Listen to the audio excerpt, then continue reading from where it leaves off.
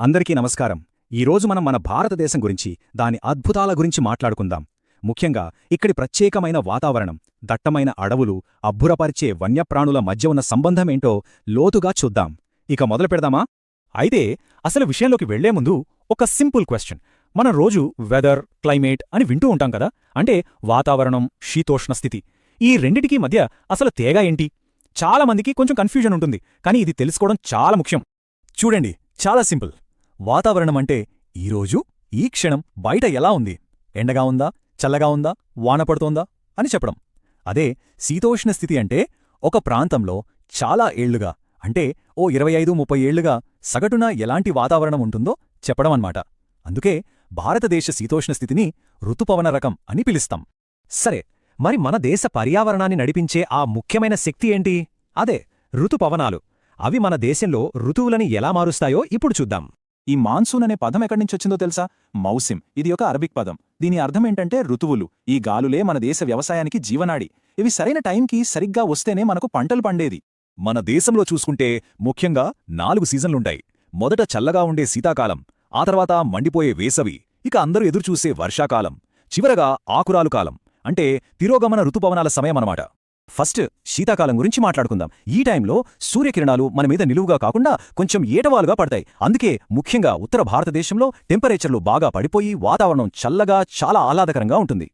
ఆ తరువాత వచ్చేదే వేసవికాలం. అబ్బా, సూర్యుడు సరిగ్గా మన నెత్తిమీదే ఉంటాడు. ఎండలు మండిపోతాయి, ఉష్ణోగ్రతలు చాలా ఎక్కువగా ఉంటాయి. దానికి తోడు లూ అని పిలిచే వేడి, పొడి వడగాళ్ళు ఇక చెప్పక్కర్లేదు. ఎటకేలకు వేసవి నుంచి ఉపశమనం, నైరుతి ఋతుపవనాలు వస్తాయి. అంటే అరేబియా సముద్రం, బంగాళాఖాతం నుంచి తేమతో నిండిన గాలులు మన భూభాగం వైపు వస్తాయి. అలా వచ్చి అవి మన పర్వతాలను ఢీకొట్టినప్పుడు చల్లబడి మనకు వర్షాన్నిస్తాయి. ఇక చివరిగా వచ్చేది తిరోగమన ఋతుపవనాల కాలం. అంటే గాలులు రివర్స్లో వెళ్తాయన్నమాట, భూమి మీద నుంచి తిరిగి సముద్రం వైపు. అలా వెళ్తూ వెళ్తూ మన తమిళనాడు, ఆంధ్రప్రదేశ్ లాంటి దక్షిణ రాష్ట్రాలకు మంచి వర్షాలను అందిస్తాయి. సరే, ఋతువులు, వర్షాల గురించైతే మనకొక ఐడియా వచ్చింది కదా.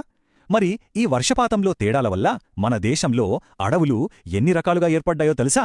చూద్దాం రండి. అయితే ముందుగా ఒక మాట, సహజ వృక్ష సంపద అంటే ఏంటి? చాలా సింపుల్ అండి. మనుషుల ప్రమేయం ఏమీ లేకుండా వాటికి అవే నేచురల్గా పెరిగే చెట్లు, పొదలు, గడ్డిని సహజ వృక్ష సంపద అంటాం.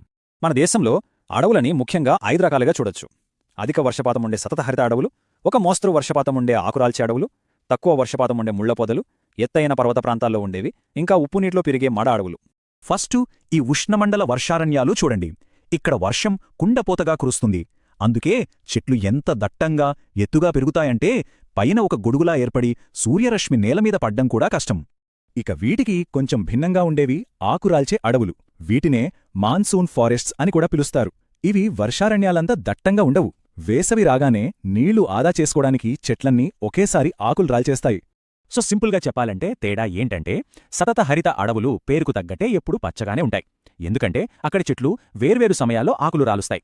కానీ ఆకురాల్చే అడవుల్లో అన్ని చెట్లు ఒకేసారి ఆకులు రాల్చేస్తాయి.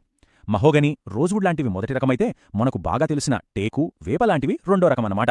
సరే, ఇన్ని రకాల అడవులు ఉన్నాయి కదా, మరి ఈ అడవుల్లో ఉండే జంతువుల సంగతేంటి? వాటి అద్భుతమైన ప్రపంచంలోకి ఒకసారి తొంగిచూద్దాం. మొట్టమొదటగా మన జాతీయ జంతువు, ఆ గంభీరమైన పులి. ఇది మన దేశంలో దాదాపు అన్ని రకాల అడవుల్లోనూ తన రాజసాన్ని చూపిస్తూ తిరుగుతుంది. ఇప్పుడు ఒక నమ్మలేని నిజం చెప్తాను. లిటిల్ స్టింట్ అనే ఒక చిన్న పిట్ట ఉంటుంది. దాని బరువు ఎంతుంటుందో తెలుసా? కేవలం 15 గ్రాములు. ఒక చిన్న చాక్లెట్ బారంత కూడా ఉండదు. కానీ అసలద్భుతం ఇక్కడే ఉంది. అంత చిన్న పిట్ట ఏకంగా ఆర్టిక్ ప్రాంతం నుంచి మన దేశానికి 8,000 కిలోమీటర్లు ప్రయాణం చేసొస్తోంది. నిజంగా ప్రకృతి వింతల్లో ఇదొకటి కదా. మన దేశంలో కొన్ని జంతువులు కొన్ని ప్రత్యేకమైన ప్రాంతాల్లోనే కనిపిస్తాయి. ఉదాహరణకి ఆసియా సింహాలు చూడాలంటే గుజరాత్లోని గిర్ అడవికి వెళ్లాల్సిందే. అలాగే ఏనుగులు, ఒంటికొమ్ము ఖడ్గమృగాలు ఎక్కువగా అస్సాం అడవుల్లో కనిపిస్తాయి. ఇక హిమాలయాల్లో పైకి వెళ్తే అక్కడ అడవిమేకలు, మంచు చిరుతలు మనల్ని పలకరిస్తాయి. ఇంత గొప్ప అడవులు, ఇన్ని రకాల జంతువులు, అసలు ఈ అడవులు మనకు ఎందుకంత ముఖ్యం? వాటిని మనం ఎందుకు కంటికి రెప్పలా కాపాడుకోవాలి? ఎందుకంటే అడవులు మనకు ఊపిరితిత్తులు లాంటివి.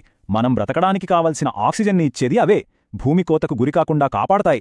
కలప, వంట చెరకు, ఎన్నో రకాల ఔషధ మొక్కలు ఇస్తాయి. అన్నిటికన్నా ముఖ్యంగా లక్షలాది వన్యప్రాణులకు అవే ఇల్లు. ఒక్కసారి ఆలోచించండి, మన అడవుల్లోంచి పులులు పూర్తిగా అంతరించిపోతే ఏమవుతుంది?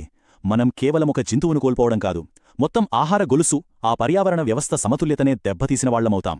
మరి మనమేం చేయగలం? మనవంతుగా కొన్ని చెట్లను నాటటం, ఉన్నవాటిని కాపాడటం, వనమహోత్సవం లాంటి కార్యక్రమాల్లో పాల్గొనటం, జంతువుల శరీరభాగాలతో చేసిన వస్తువులను కొనొద్దని గట్టిగా చెప్పటం, ఇలాంటి చిన్న చిన్న పనులతోనే మనం ఒక పెద్ద మార్పు తీసుకురాగలం. గుర్తుంచుకోండి, ఈ భూమిని, ఈ ప్రకృతిని కాపాడుకోవటం మనందరి బాధ్యత.